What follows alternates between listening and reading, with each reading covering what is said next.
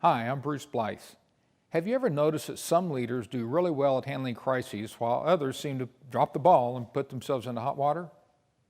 You see it every day in the newspaper, from Martha Stewart getting a prison sentence for lying under oath and Tony Hayward losing his position as CEO of BP during the Gulf oil disaster. But then there's Rudy Giuliani becoming Time Magazine's Man of the Year following the 9/11 terrorist attacks. So leadership in crisis seems to be very important. So what about you? Whether it's a small crisis of everyday living or a catastrophe that affects your employer, are there some guidelines that can help keep you from becoming a crisis leadership statistic?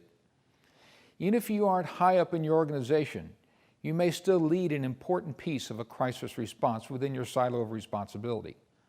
So, I'm going to give you 5 guiding principles that can help keep you out of hot water when an unexpected crisis situation arises.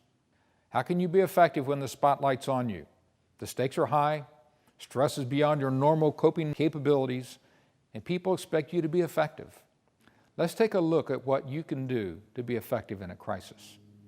Guideline number 1, well-being of people first with caring and compassion. Research was conducted by the Center for Risk Communication about what's most important in crisis leadership. Their findings was the decisiveness, maybe emotional control, or possibly good communication skills? Nope. They found one component was more important than all others combined: caring. If people see you as uncaring, they will become outraged, they won't cooperate, and they will tend to retaliate.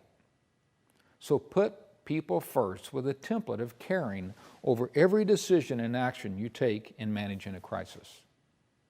Crisis leadership guideline number 2 is to assume appropriate responsibility. Johnson & Johnson had their Tylenol product infused with cyanide by someone who took the capsules off the shelf, tainted them, and then replaced them on the shelves for people to buy. James Burke, J&J's CEO at the time, took responsibility by taking all the Tylenol off the shelves nationwide, $110 million worth of product, even though they didn't cause it. Lesson learned: take responsibility to do everything possible, everything that is needed to effectively resolve your crisis. Third guiding principle is to address the needs of all stakeholders in a timely manner. People who may feel harmed expect a rapid and timely response from you. For example, following Hurricane Katrina, the city, the state, and the federal government were all blamed for being too slow to respond to the victims of the flooding in New Orleans. Timely response comes from preparedness.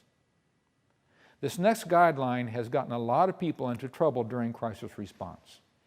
Item number 4 is to make all decisions and actions based on honesty, legal, and ethical guidelines. Now, if you want your crisis to escalate in severity, lie about it. Do something unethical. And finally, handle your crisis effectively by being available and visible for stakeholders, and then provide open and candid communication. If you will follow these 5 guiding principles when your next crisis hits, whether personal or professional, you will remain between the guardrails when handling your crisis and out of the ditch. Actually, these are good practices whether it's a crisis or just relating to daily living. I hope they help.